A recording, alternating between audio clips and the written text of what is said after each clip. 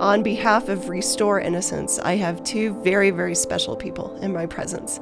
And I would like to introduce Annika and her mentor, Diane. And thank you both for being here. We would like to share a little bit more about a very challenging topic, honestly, something that's hard to talk about, but something that I would love to bring more light to for our community, and that's about human trafficking. Where did you begin with having this life of sex trafficking? What happened? Where did it begin? I think that every victim or survivor of human trafficking has like a backstory before the trafficking begins. And usually that includes some form of abuse at home or something of that nature that got them into the hands of a trafficker who preys on those vulnerabilities. There was a lot of moving around. There was not a lot of watching out for my care. And my last stop was Las Vegas. And it was definitely a survival. I was in survival from 16 to 17, almost 18 years old when I got to my dad's. But Vegas was the hardest. I had spent some nights on the street. I was begging for bus money and for food money sometimes, and it was really relying on random people to try and get my needs met. And the day that I met my trafficker, I was actually planning on leaving to Ohio to move with a friend the next day. That night I went to go visit my dad, and I thought this was going to be the last time in a while. At that point, a car had pulled up when I was coming back up to my aunt and uncle's house to go to sleep that night. And in the car was a young girl and a young guy, and she asked me if I wanted to come party.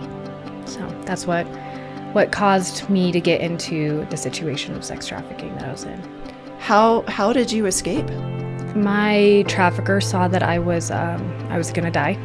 I had gangrene infection, and he let me walk around with it for 2 weeks, and my body deteriorated. And when my body was falling out on the floor, he sold me to another trafficker to try and sell me before I passed away.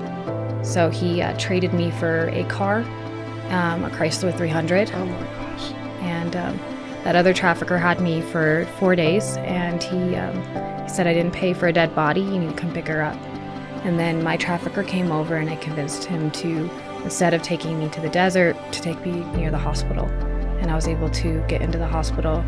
I was there for 2 weeks, and I was medically evac'd for my safety for another 2 weeks. And I moved back to Colorado because my mom's based in Denver. That's where I was raised.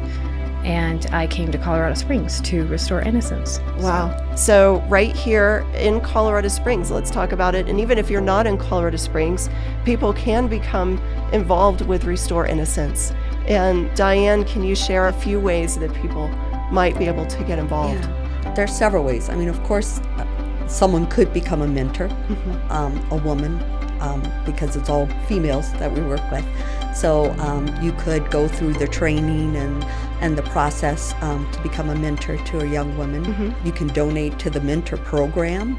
A big need is housing, and so right now we're trying to figure out a way that, that can be provided, because I know for Annika that was a big thing, making her feel safe, finding a safe place for her to be. And that was absolutely, a big commitment from me to her, was that I promise you will always have a safe place to stay. And that was hard, finding places, There are so many ways to get involved, and just contact them and become a part of the hope in the story.